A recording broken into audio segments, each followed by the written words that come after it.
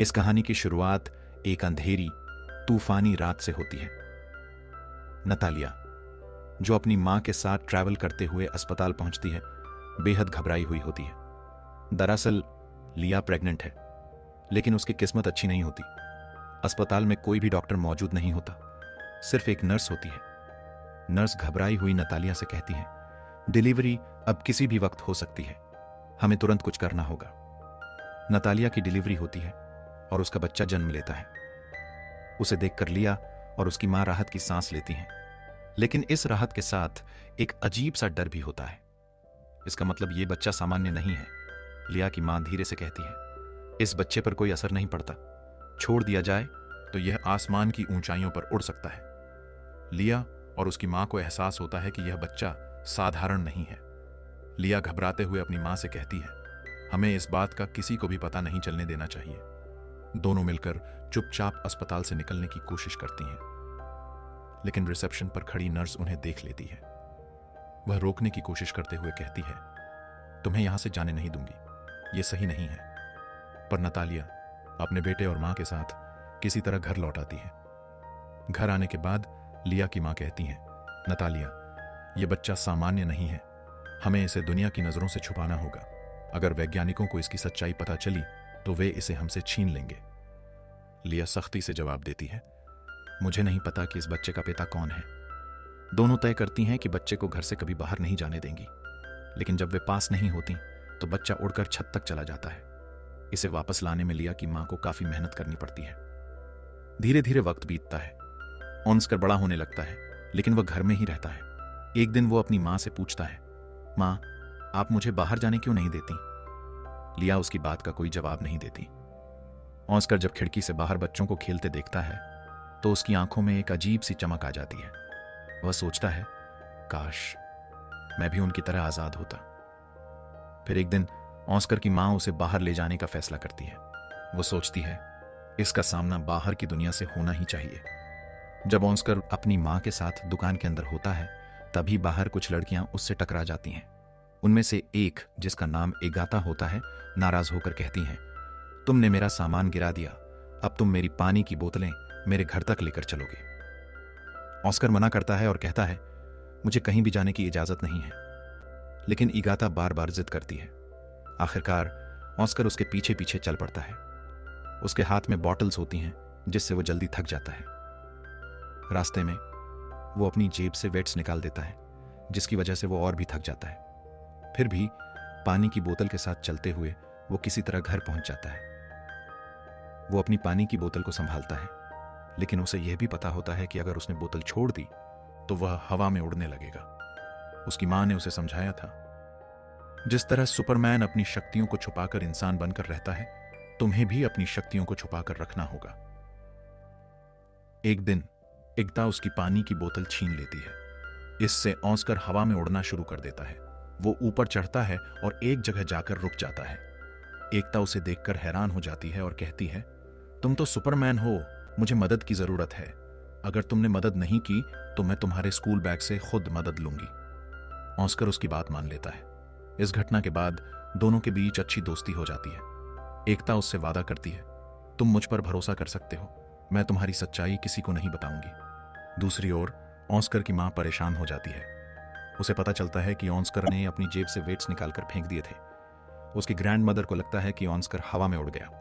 दोनों बेहद चिंतित होती हैं और समझ नहीं पाती कि क्या करना चाहिए। धीरे धीरे ऑस्कर और एगाता की दोस्ती गहरी हो जाती है। एक दिन एगाता ऑस्कर से पूछती है, तुम अपनी सच्चाई सबके सामने क्यों नहीं लाते? ऑस्कर उसे अपनी सुपर पावर के बारे में बता देता है। जब उसकी ग्रैंड मदर को यह बात पता चलती है तो वह एगाता से कहती हैं, तुम अब यहां से चली जाओ। अगले दिन जब एगाता दोबारा ऑस्कर से मिलने आती है तो उसे बताया जाता है कि ऑस्कर घर पर नहीं है। इसके बाद भी एगाता कई बार उससे मिलने की कोशिश करती है, लेकिन आसपास के लोग पुलिस में शिकायत कर देते हैं। पुलिस जब घर पर आती है तो ऑस्कर कहता है, मेरी मां मुझसे बहुत प्यार करती हैं। लेकिन पुलिस ऑफिसर चेतावनी देता है, अगर तुम कल से स्कूल नहीं गए तो हम फिर आएंगे। ऑस्कर की मां उसे स्कूल भेजने के लिए तैयार हो जाती है।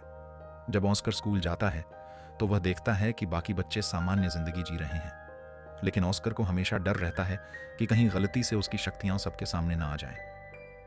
उसकी माँ सोचती है, ऑस्कर एक नॉर्मल लाइफ कभी नहीं जी सकता। यह सोचकर उसकी आंखों में आंसू आ जाते हैं।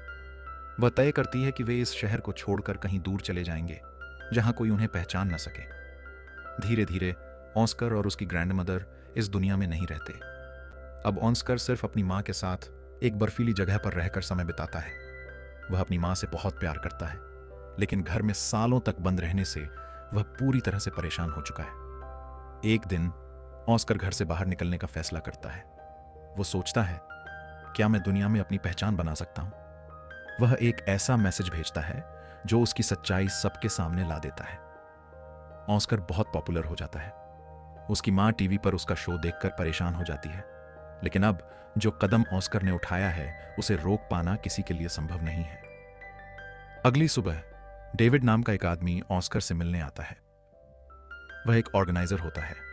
डेविड कहता है, हम बहुत सारे बड़े बड़े प्रोजेक्ट कर सकते हैं जिससे हम बहुत सारे पैसे कमा सकते हैं, साथ ही तुम बहुत ज्यादा फेमस हो जाओगे। ऑस्कर, जो हमेशा से सुपरमैन की तरह बनना चाहता था, डेविड के साथ कॉन्ट्रैक्ट साइन कर लेता है। अब दोनों साथ में काम करते हैं और एडवर्टाइजमेंट भी बनाते हैं। इससे ऑस्कर और ज्यादा फेमस हो जाता है। उसके पास पैसों की भी कमी नहीं होती और ऑस्कर का नाम दिया जाता है the man without gravity.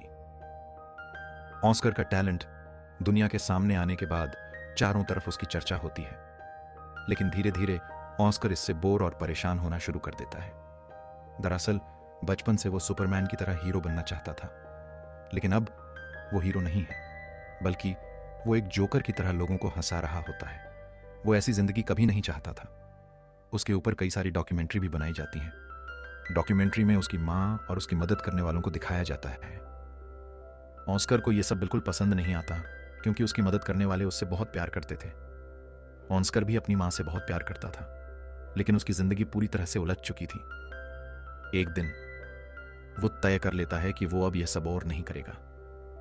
Oscar अपनी माँ और सभी करीबी लोगों से जो उसकी हकीकत जानते थे कहता है, अब दुनिया को बता दो कि मेरी मौत हो गई। इसके बाद वो और उसकी माँ उस जगह को छोड़कर कहीं दूर चले जाते हैं ताकि वो इस झूठी जिंदगी से बच सके। अगले दिन न्यूज में दिखाया जाता है कि ऑस्कर की मृत्यु हो गई। दरअसल लोगों को जवाब देने के लिए कुछ तो कहना था। डेविड ने न्यूज में वैसे ही बता दिया। एक दिन ऑस्कर एक होटल में अपनी पुरानी दोस्त एकता से मिलता है। वह हैरान हो जाता है क्योंकि एकता की जिंदगी पूरी तरह से बदल चुकी थी। उसने पैसे कमाने के लिए मजबूरी में गलत रास्ता अपना लिया था। ऑस्कर उसे पहचान लेता है और उनके बीच फिर से दोस्ती हो जाती है। धीरे धीरे ऑस्कर और एकता के बीच प्यार पनपने लगता है। एक दिन ऑस्कर अपने प्यार का इजहार कर देता है। शुरू में एकता उसकी बात पर ध्यान नहीं देती, लेकिन जैसे जैसे वह दोनों एक दूसरे से मिलते हैं, एकता के दिल में भी भावनाएं जागने लगती हैं। जल्द ही वह दोनों शादी कर लेते हैं। शादी के बाद ऑस्कर अपनी मां और एकता के साथ अपने बचपन के घर में वापस आ जाता है, वहीं जहां वह पहले रहा करता था। अब वह अपनी नई जिंदगी खुशी खुशी जीने लगता है। इसी के साथ ये कहानी यहीं पर खत्म हो जाती है। आपको ये मूवी कैसी लगी हमें कमेंट में जरूर बताएं।